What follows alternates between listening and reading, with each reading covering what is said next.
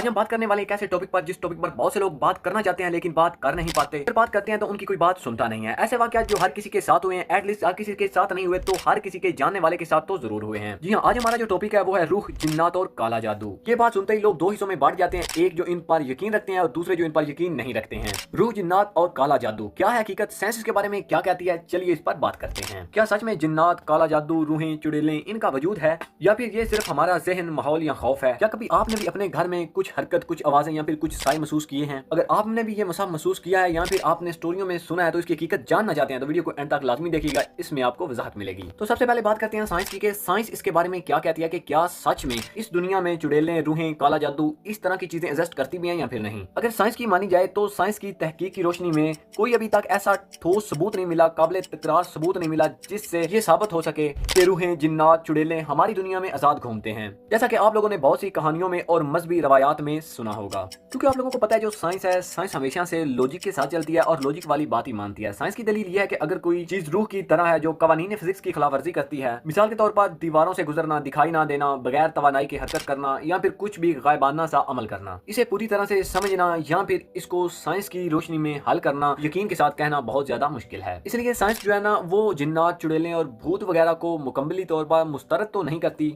लेकिन इसका मुतबादल बताती है कि लोगों को जिन, चुड़ैलें, भूत क्यों नजर आते हैं, क्यों उनको साया नजर आता है और क्या है इसके पीछे हकीकत। साइंस ने अपनी तहकीक के मुताबिक कुछ ऐसे रीजन बताए हैं जिनकी वजह से आपको चुड़ैल, भूत जैसे साए जो है वो नजर आते हैं या फिर आ सकते हैं। सबसे जो बड़ा कारण है वो है स्लीपिंग पैरालाइज। स्लीपिंग पैरालाइज का मतलब होता है जैसे नींद की हालत, नींद से जागने में खलल, जिसमें आदमी हरकत नहीं कर पाता और ब्याक वक्त कुछ मौजूद है का एहसास होता है। दिमाग ऐसे हालात में खुद ही मायने पैदा करता है। मिसाल के तौर पर सायों या फिर आवाजों को इंसान रूह की तरह लेता है और समझता है कि हमारे इर्द गिर्द साया या फिर कुछ आवाजें आ रही हैं, असल में हकीकत में ये उसके दिमाग का खलल होता है और वो इंसान स्लीपिंग पैरालाइज से गुजर रहा होता है। इसके बाद साइंस कहती है कि जो आपके इर्द गिर्द का माहौल है वो भी कई जगह पर जिम्मेदार होता है आपको ऐसी आवाजें या फिर साए दिखाने में, जहाँ पर आपको कम रोशनी, ठंडी हवा, दरवाजा खुद खुल जाना, ये सब खौफ को बढ़ाते हैं और जिनका असर महसूस कराते हैं। इसके बाद अगर आप ऐसे माहौल में हैं जहाँ जिन्नात का तस्वर शदीद है तो आपकी तवक्कुआत, खौफ और कहानियां ऐसे तजर्बों को मजीद बढ़ाती हैं और आपके अंदर मजीद इनको लेकर खौफ पैदा होता है और यहीं पर जो आपका माइंड है, आपका ब्रेन है, वो अपने अंदर जाल बुनने लगता है इन चीजों को लेकर। तो साइंस का जो नुक्ता नजर है वो ये है कि रूहें, जिन्नात वगैरह का कोई वजूद साबित नहीं होता, इसलिए वो इस दुनिया में एग्जिस्ट नहीं करती।